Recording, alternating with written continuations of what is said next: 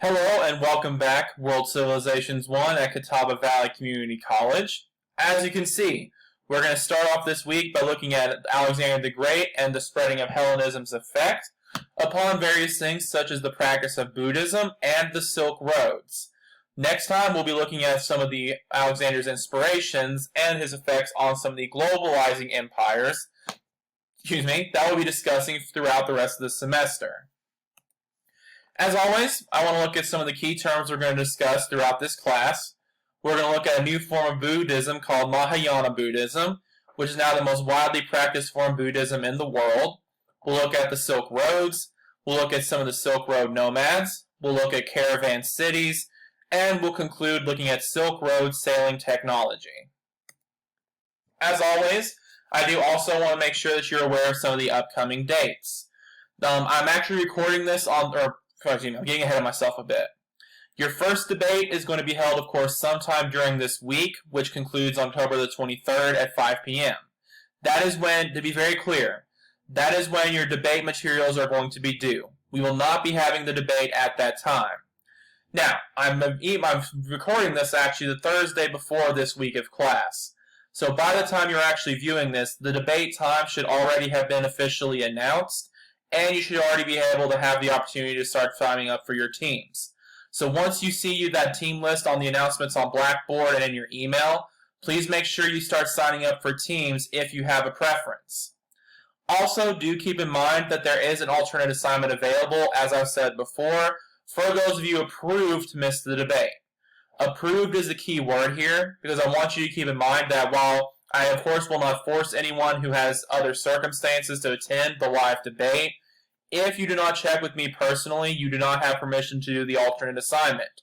If you don't fill out that Google Sheet I shared with you and say you can't make the debate, I will assume that you are going to be there for the debate, and I'll expect your participation. To be clear, if you have a legitimate excuse, you are more than welcome to miss the debate. Just let me know so I don't expect for you to be there and set up the teams with the assumption that you're going to be there. Next week, you'll also have your third content quiz and your final essay bibliography due. Your final essay bibliography information is located in the final essay prompt, the same place you found your information for the thesis statement assignment, and of course will be turned in the final essay folder. Now, to start things off for today, let's review Alexander the Great for just a minute. One question I want you to be prepared for that's going to come up in future assignments is one that, as I mentioned last time, historians still love to debate about Alexander the Great. Should he be primarily remembered for his brutality and his conquests, or for the multicultural influences he had upon the world? I'll get it out eventually. And was he actually great? Again, this will come up in future assignments, so please be prepared to discuss and especially to have evidence for future assignments. But anyway, in the meantime, specifically today, we're going to be looking at Alexander the Great's influences on, of all places, India, which, in the aftermath of Alexander the Great's empire, essentially became the cultural nexus of the entire world. India, at this point, at the end of the first millennium BCE, was the center of various economic, political, and cultural movements. For example, as you can see in this map, several land and sea trading routes are starting to go through India. Various nomadic groups as well were starting to settle in this area, essentially in the divide between what we consider Asia and Europe, the East and West divide. And massive stupas, which are extravagant Buddhist monasteries, were starting to pop up in the region as well. Now, essentially, just in a nutshell, how do you think all of these developments are going to change India? Our first awkward pause of the day, my favorite.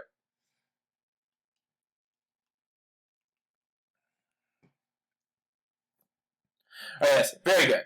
Imaginary class. As you can see, as you can probably guess, economically, India is actually going to become very prosperous during this time. Due to all of the trade, bringing in all sorts of traders and nomads, all sorts of merchandise and wealth is going to pass through India at this time. Also, as we're going to talk about as well, a lot of this travel did bring in a stronger presence of Buddhism across the country, or we know today as the country of India, of course, which is also going to change the religious makeup of India. We'll talk about that a little bit more in the coming weeks. Now, during this time period, and partially due to the influence of Hellenism, Mahayana Buddhism was formed as well. This school of Buddhism was formed sometime between the end of the BCE era and the CE era, and was considered to be a replacement or perfection of the Theravada school, the school of the elders. This was considered to be the school that was the original interpretation of the Buddhist teachings. Mahayana Buddhism was considered to be an improvement and a better preservation of the Buddhist teachings. A couple of characteristics that set Mahayana Buddhism apart. For the first time, the Buddha was now essentially considered to be a god. Also, there's a new class of priests or Buddhist monks called Bodhisattvas, who are essentially considered to be enlightened demigods who were capable of achieving nirvana or enlightenment, but had delayed this enlightenment in order to remain to help others reach enlightenment as well. Finally, Mahayana Buddhism was considered to be a halfway point for the middle way. Essentially, you would focus more on just providing good guidance and merit, which would lead to good karma or karma for rebirth, for those who are not ready to give up all of their desires and reach nirvana. So essentially, how is this Buddhism different from what came before, and how is it maybe going to attract more followers? I'll sort of stare at the Buddha while I wait. Oh yes, as you can probably guess, for those of you especially who are familiar with other religions we've discussed, this is essentially a great way, you could argue, to make Buddhism seem more accessible and familiar to members of other religions. As you've already might have heard people debate today, many people like to discuss whether or not Buddhism is actually a religion, because in many ways it's just seen as your own personal path to enlightenment, where you don't actually worship anyone. I actually went to a Buddhist talk at a Theravada monastery once, where the monks spent the entire time talking about why Buddhists don't pray and actually worship the Buddha. This form of Buddhism set itself apart because you are now actually worshiping the Buddha officially as a god. This, of course, can make it seem much more familiar to those who have worshipped some form of a god their entire lives, making it seem more accessible. The Bodhisattvas are also a bit more familiar to those who maybe have some sort of priestly system. Instead of just trying to figure out what the Buddha says on your own, you now have individuals who can interpret it for you. Finally, this halfway point is a clear effort to try to make Buddhism seem more appealing. Many people, of course, aren't going to be willing to go through what the Buddha is recorded to have gone through, going through all the asceticism, all the humble living, giving up possessions. This was essentially seen as a way to make Buddhism seem more accessible. When I went to interviewed other Buddhists for my thesis, a monk told me as well that many people don't want to come for East Asia, for example. Sorry for that. It's been a long day already. This monk told me that many people aren't willing to give up some of their desires immediately, so they like the idea of focusing on Buddhism as just sort of a lifetime by lifetime process.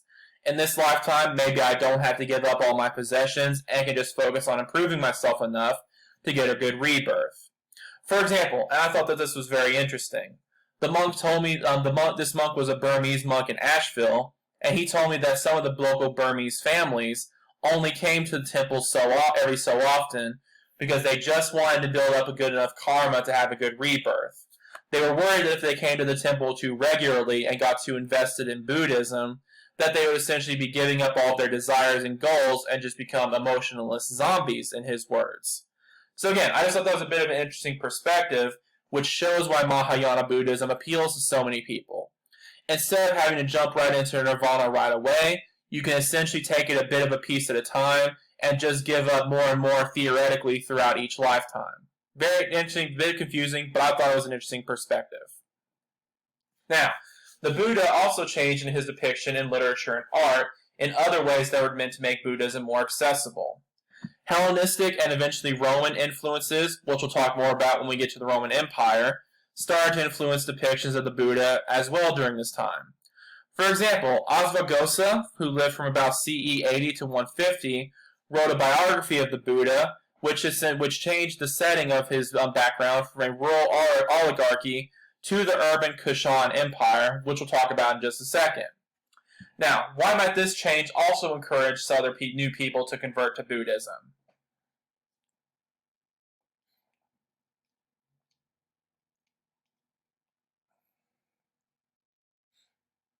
Again, very good. This is still a big part of the common theme of making the Buddha seem more accessible to different groups of people.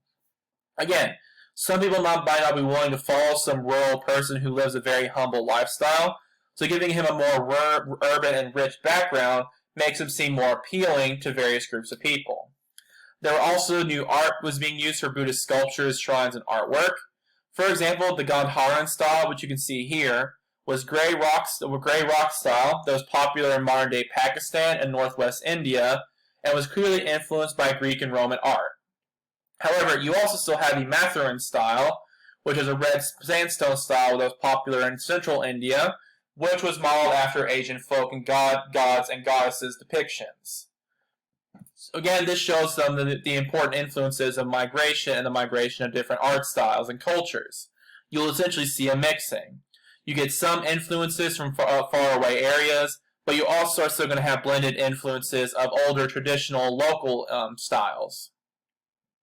The common link amongst all these depictions was that while the Buddha was still being depicted realistically as a human, he was often portrayed as being richly adorned like a prince, which again is going to attract followers who want to follow someone who seems wealthy and powerful and not someone who's just a humble monk.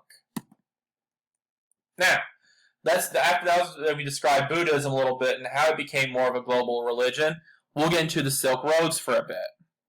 During this time period, and due to the influence of Hellenism, the Silk Roads were also formed throughout Asia and the Middle East. The Silk Roads were trade routes that were used by various groups of caravans and stretched all the way from China to Middle Asia and Middle East, and eventually all the way to Europe. They, of course, were mainly known for transporting silk, but also transported things like gemstones, incense, spice, and other metals. Interestingly, during this time period, Egypt and Mesopotamia also lost a great deal of their influence and their role in participating in cultural innovation. Why do you think that would be the case? To give you a bit maybe more of a relatable and modern example, what typically happens, like looking at a map like this, let's imagine this is some sort of interstate going across the country in America. What happens when the interstate comes through to some of these smaller towns outside of this interstate and some of these smaller back roads outside of the interstate?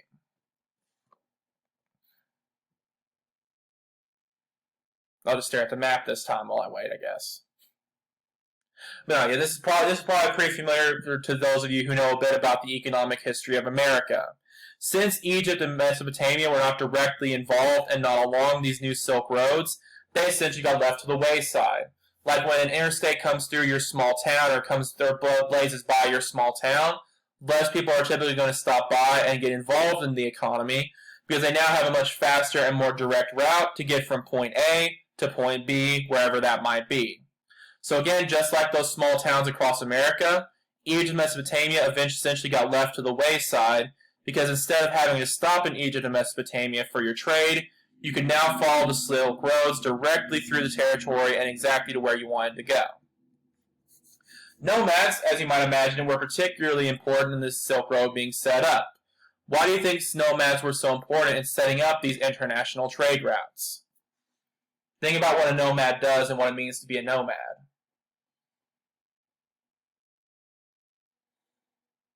Alright, yes, very good. Once again, imaginary class is hopefully watching this at home. It's of course just due to the fact that the nomads are going to be the ones who travel internationally. Most people, of course, during this time period, if you're not a nomad, you're not going to go very far from the place of your birth. In order to set up trade routes like this, you have to rely on people who actually do travel as part of their lifestyle and are going to cross over various points over the world. Also important to mention that these nomads also were much more disease immune than other groups at this time.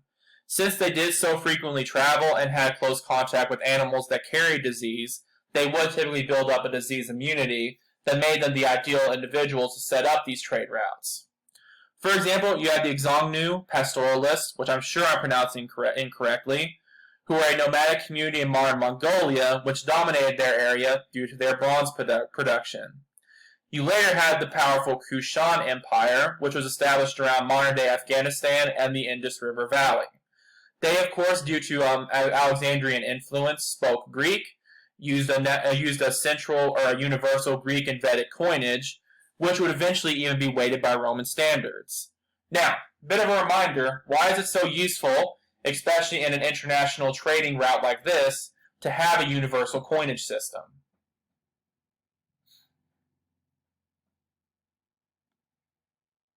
Alright, this is also probably pretty obvious to those of you who have traveled internationally and have to go through customs. When you have a different currency system along a trade route like this, it's much harder to trade because you have to figure out what exactly you're going to exchange for goods. When, let's say, in China you trade with some kind of silver, and maybe down here in India you trade with some other kind of metal or a totally different currency. It's hard to exactly make each side feel like they're trading evenly when you don't even really know what you're going to trade for or what you're going to trade with. Having a universal system means you can just take something all the way from China and take it all the way to the end of the Silk Road and sell it for the exact same price that you would sell it anywhere else. Makes things much more efficient. This is again why Hellenism was such an important idea in getting these Silk Roads set up. It essentially occurred that people would have a universal language they could speak along these routes and a universal trading system and currency to allow trade to be more efficient. Caravan cities were also set up across the world during this time and along the route, which were strategically placed cities where groups of traders would gather before and after long journeys. Most of these cities became fabulously wealthy, but only temporarily wealthy.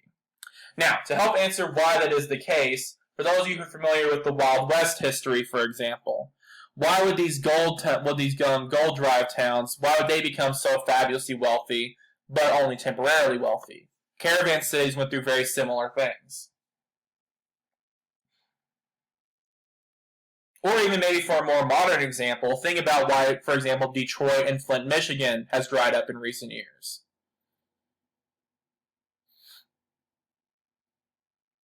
Alright, again, very good imaginary class. This is probably something familiar to those of you who like economic history. Anytime you have a city that is entirely built around one single sort of commodity or industry, if that industry dries up, the whole city doesn't really have anything left to stand on. So, for example, during the gold rushes in American history, when the gold would be tapped out, no reason for the city to stay. In places like Detroit and Flint, Michigan, when the auto industry dries up and is no longer profitable, not a whole lot left to keep the city running. Caravan cities went through the exact same thing. Anytime there was a change in one of these trade routes along the Silk Roads, which, by the way, it is important to mention that there was no single Silk Road necessarily. There was oftentimes a series of roads that would connect together. If there was ever a change in the trade route or in what was being traded, a caravan city that was set up for that sole purpose could easily fall apart. A couple of examples of these cities while they lasted. Petra was the dominant city before the Roman period. It had Arabic languages, but also had Greek houses, tombs, and theaters. Again, showing the importance of Hellenism in spreading all sorts of multinational cultures across the world. Pampanga, if I'm pronouncing that correctly, was the dominant city after the Roman period, and was known for using Semitic languages for pleasure, just for their own personal use, but would use Greek languages for business. Why do you think that's the case? Excuse me, I'm already losing my voice. Isn't that fun?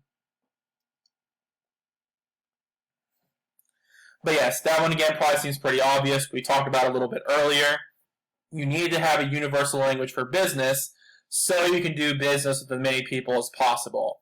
You can use whatever languages you want in your private life as long as your family and close friends can understand you, but you need to use Greek because, again, due to Alexander the Great's Hellenistic influence, that's what most people across the world are able to speak and can understand across cultures.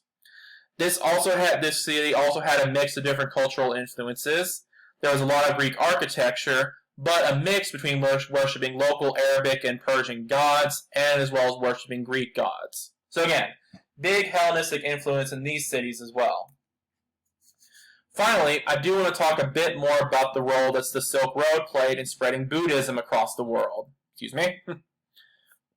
The Silk Roads are what most historians consider being responsible for helping Buddhism to become a global and universal religion. For example, the monks received Kushan patronage, allowing them to travel across the Silk Road and spread Buddhism.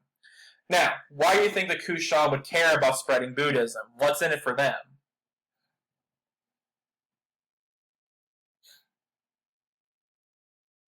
Oh yes, very good. Once again, Those of you who have been paying attention to the role of theocracy in this class can probably figure this one out.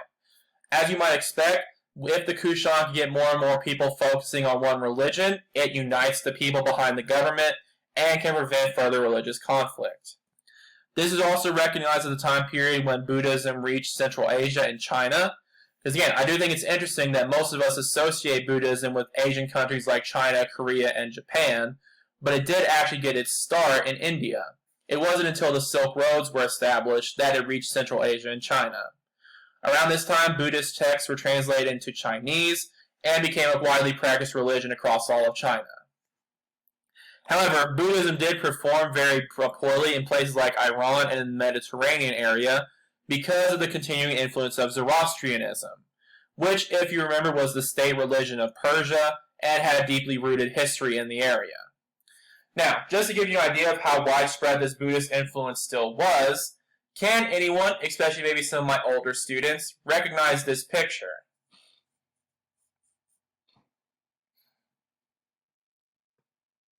You can also take this opportunity to Google it if you'd like.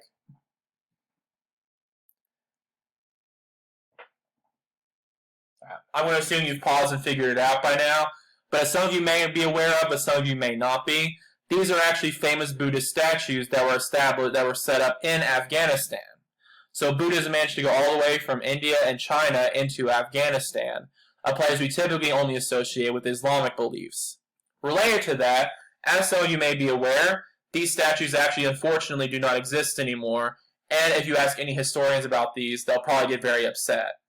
For those of you who are aware with what Afghanistan was going through in the 90s and early 2000s, this is a picture from the time period when Afghanistan was largely controlled by the Taliban, which, if those of you aren't aware, is basically the main Islamic extremist group that people were concerned with before Al-Qaeda rose to prominence.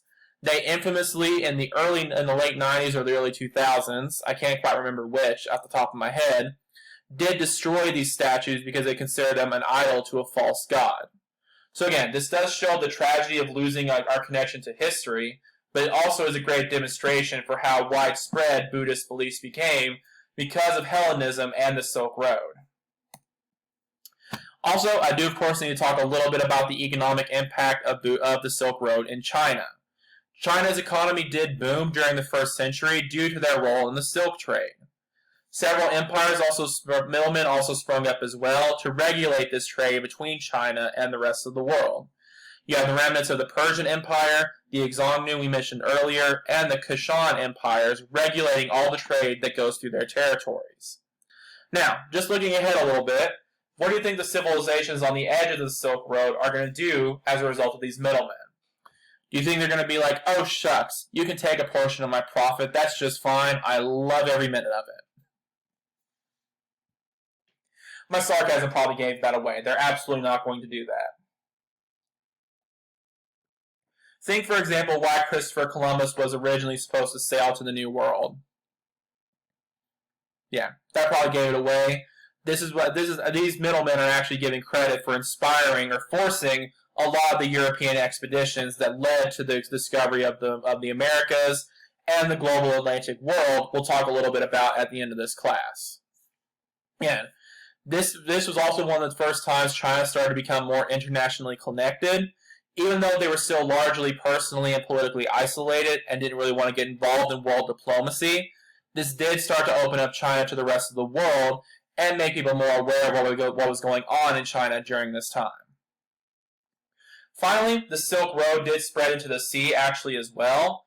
Arab traders especially got involved in long-distance sea voyages because of new sailing technology.